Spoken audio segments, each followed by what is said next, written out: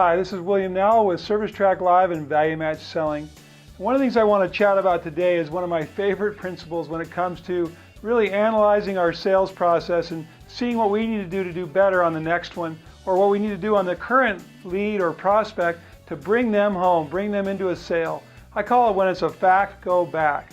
See, the bottom line is, folks, is that people do buy on emotions, but they do justify with facts. And sometimes facts get in the way of the emotions. Sometimes facts get in the way of the sale. We need to be able to identify those kind of critical, crucial areas in the sales process where facts can really jam up the works.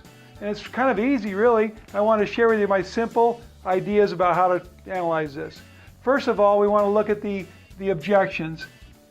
When folks are talking about the reasons why they're uncomfortable moving forward, we always have an objection. I ask salespeople all the time, what's the objection? What's the reason they've offered to keep them from moving forward?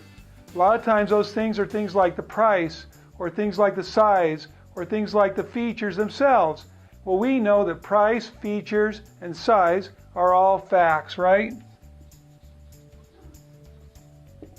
We can't overcome facts, and neither can the customer. So we need to boil those facts down to emotions. It's real simple, really. We need to ask about those facts, ask what the meaning or the story is behind those facts, ask about the emotions attached to those stories, and if we can get to that emotion, then we're on our way. Say, for instance, the size. If I ask somebody about the size or what they mean by size, they might say something like, well, I wanted a place to, have a little office in the apartment.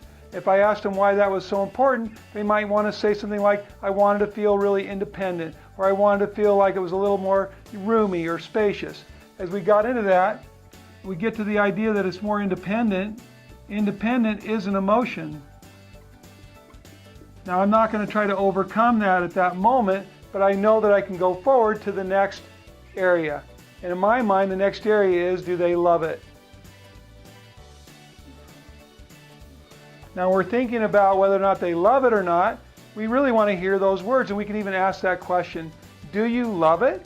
If they say, sure, I love it, then we're on our way. But if they don't, if they say things like, well, I'm concerned again about this or that feature or that fact, then we know we're in trouble. So if they go back to issues about size or location,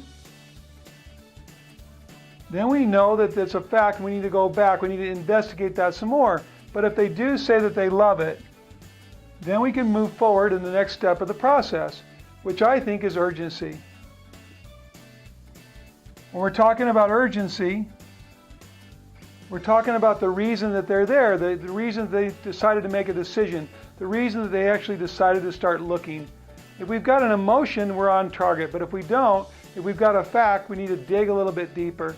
Say, for instance, you said to someone, why are you here? And they said, well, we just thought it was time to look, or we just thought that we would take a look around.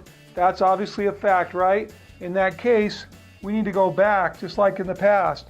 But if we want to dig a little deeper, we could say, well, when you said it's time, what do you mean? And they might share a story, like, my daughter's turning 13 and she wants her own room. Or, the resident might say something like, I thought it was time because as we get a little older, we can't take care of things. A story.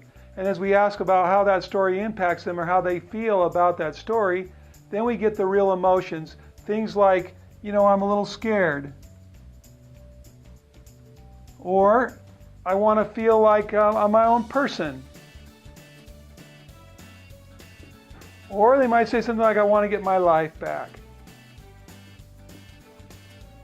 In that case, when they share their urgency in terms of a feeling or a value, we're on track. We can move forward to the next idea. And the next idea is real simple, folks. Once we've confirmed that somebody loves it, once we've confirmed that the urgency is an emotion, then we can go back and have them share their ideas about how to overcome their objection in order to move forward in the process. Just remember, when it's a fact, you go back. You need to make sure you have an emotion for the objection. You need to make sure you have an emotion for whether or not they love it or not. You need to make sure you have an emotion for the urgency, and then you get their idea to move forward. Take care, and I hope you enjoy this process and have lots of success.